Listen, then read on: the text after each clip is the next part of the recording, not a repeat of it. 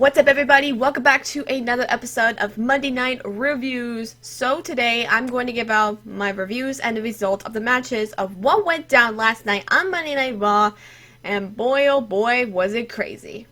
So we kick things off with an interview with the Viper, Randy Orton. And if you guys don't know, Randy Orton and Edge are not finished yet. So Randy Orton claims that Edge was a better man, but somehow he says that he wasn't that good enough to finish off. But then Edge came down to the ring, and somehow Edge was talking to Randy Orton how he didn't care about the WWE roster, or didn't care of what he did in his entire life. But Edge, on the other hand, went to tell Randy Orton of what he did over his career, did he have emotions or anything. But Edge hasn't even accepted his Randy Orton's challenge yet. But Randy Orton somehow interrupted Edge, and Edge had enough of it, and he immediately accepts Randy Orton's challenge to a match. And you guys already know that Randy Orton will be taking on Edge at WWE Backlash, and I'll be doing Backlash reactions, so make sure you guys stay tuned for that, and I'll be doing a live stream for that too, so you'll wait for that. Doesn't it seem weird that we have another promo? We have another promo with Seth Rollins, which Buddy Murphy will be taking on Alistair Black later on tonight.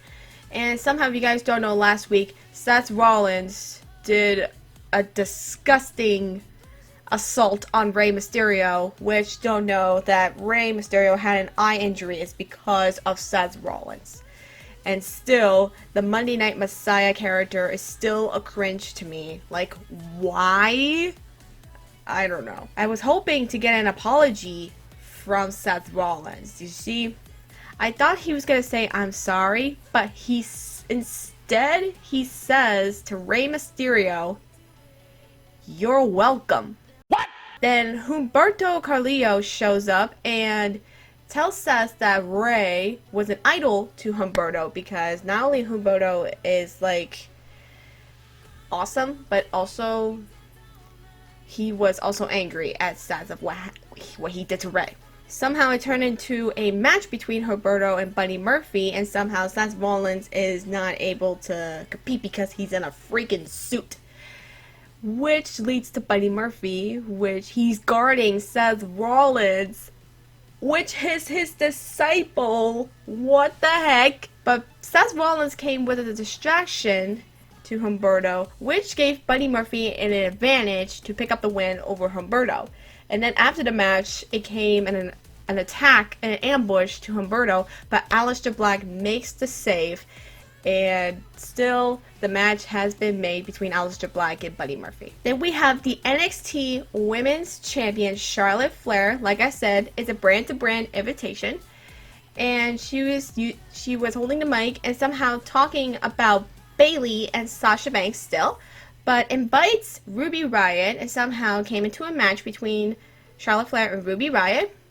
And Charlotte Flair went for the figure 8 to Ruby Riott, having no choice but to tap out to the figure 8. Then we have the Asuka Championship celebration, which Asuka is the Raw Women's Champion.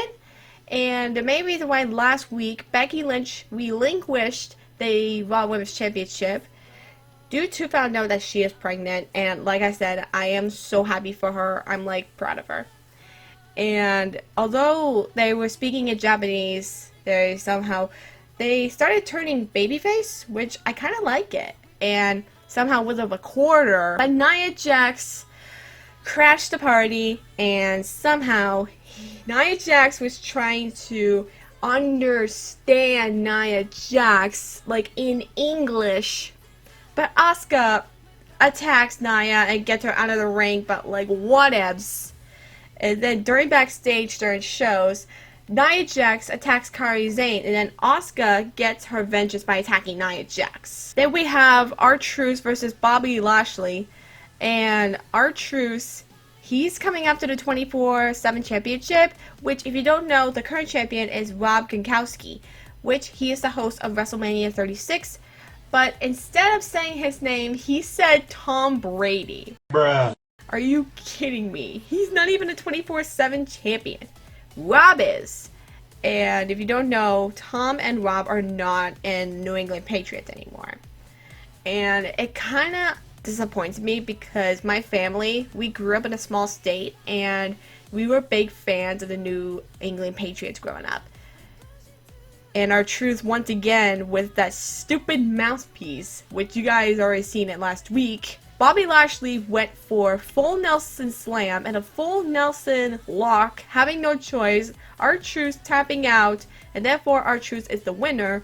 And MVP came to congratulate Bobby Lashley, and somehow Lana is furious backstage. And it seems like to me that Lana is being replaced by MVP. We have the WWE Women's Tag Team Championship match between the Ikonics and Alexa Bliss and Nikki Cross.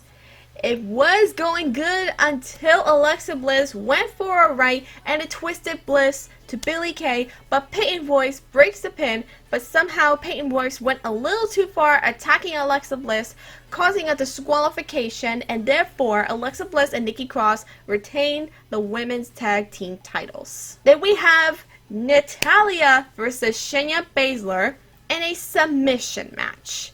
And Natalya gave everything that she got, and she's struggling to like win over Shayna Baszler, but unfortunately she did not. Shayna Baszler went for her finishing maneuver, which is the sleeper hold. Natalya gave all she got, once again having no choice but to tap out, and therefore Shayna Baszler is your winner. Of course, I do feel bad for Natalya because she tried her hardest, and seeing her like all these meltdowns, and I don't know what is she like what's next for her. Then we have the Kevin Owens show. We haven't seen Kevin Owens ever since WrestleMania.